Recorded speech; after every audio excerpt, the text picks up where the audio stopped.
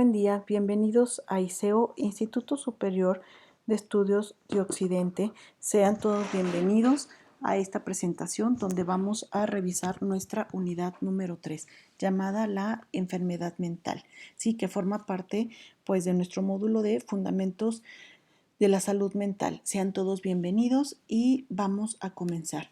Y bueno, precisamente el objetivo de esta unidad número 3 llamada la enfermedad mental, pues vamos a ver que va a ser el que ustedes conozcan las concepciones en referente a lo que es la enfermedad mental en cuanto a normalidad y anormalidad patológica, analizadas sobre los paradigmas y los modelos existentes como tal. ¿Sí? Por otro lado, también ustedes van a analizar lo que son las implicaciones clínicas, sociales y económicas en la clasificación de los trastornos mentales realizadas en el DSM, ¿sí? Analizando pues el sistema multiaxial como tal y el sistema híbrido de clasificación e identificación, conociendo como tal el CIE, ¿no? El Sistema de Clasificación Internacional de las Enfermedades, comparándolo y haciendo esta diferenciación entre uno y el otro. ¿Cuáles son las principales características que nos diferencia el DSM al CIE como tal? Y bueno, vamos a comenzar con nuestro primer tema llamado como tal normalidad y anormalidad.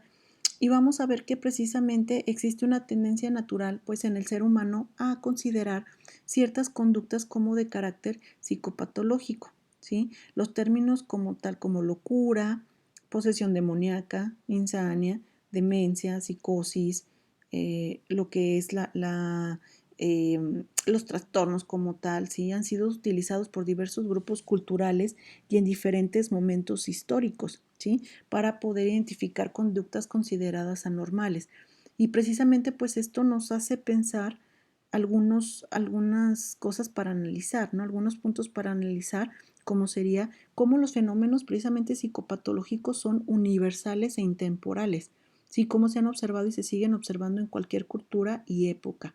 Sí, en un segundo punto también nos deja pensando cómo desde antaño y en todas partes, aunque sea de manera pues no científica como tal, se han advertido precisamente ciertas características distintivas de la psicopatología que la diferencia de otros tipos de desviación de las normas grupales como el crimen, la delincuencia, la conducta inmoral, la automarginación por motivos políticos o existenciales, entre otros.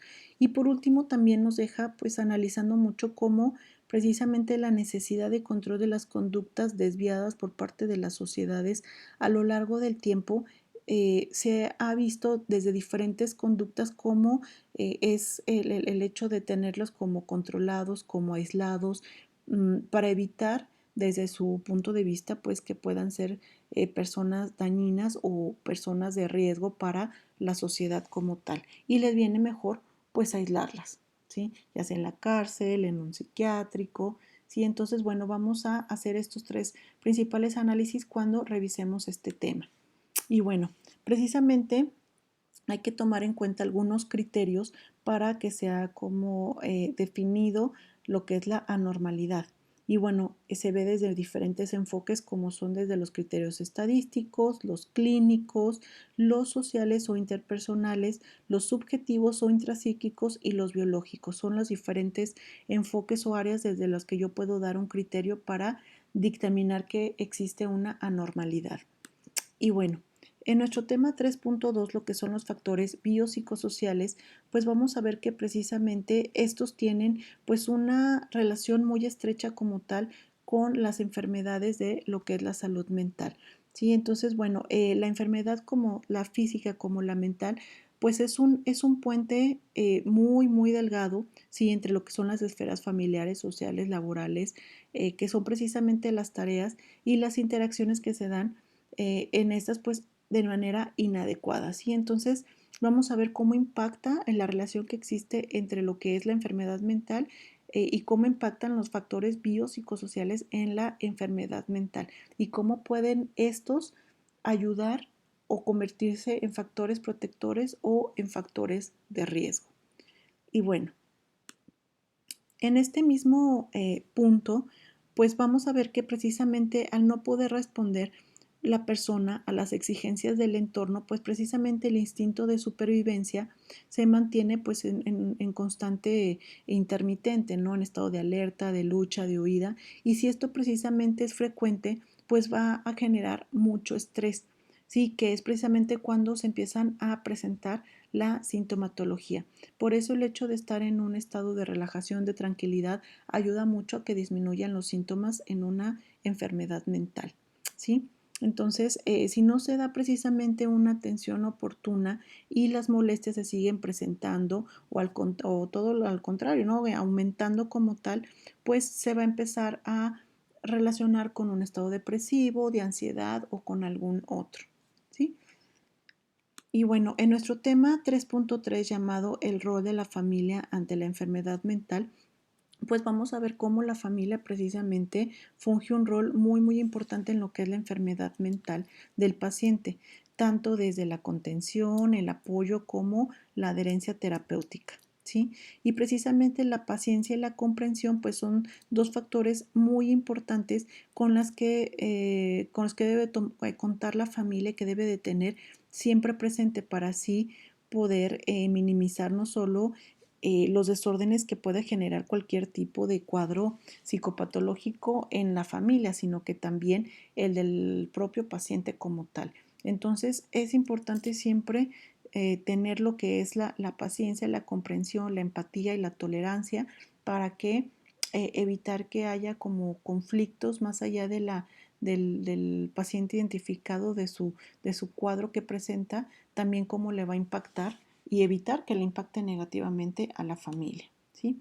Y bueno, en nuestro tema 3.4 vamos a ver la responsabilidad ética de los cuidadores y vamos a ver que existen algunas claves éticas como tal en los tratamientos para las personas con enfermedades mentales.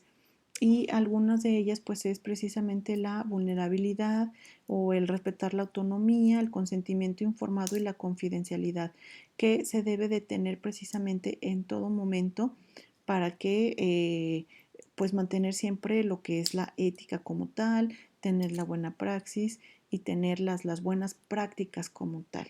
¿Sí? Entonces es bien importante tener estos 4 factores en cuenta. Y bueno, por último, en nuestro último tema, llamado los manuales diagnósticos DSM y CIE, nos habla precisamente que existen pues estos dos sistemas de clase, bueno, existen muchos, pero los principales son estos dos sistemas de clasificación de los trastornos mentales.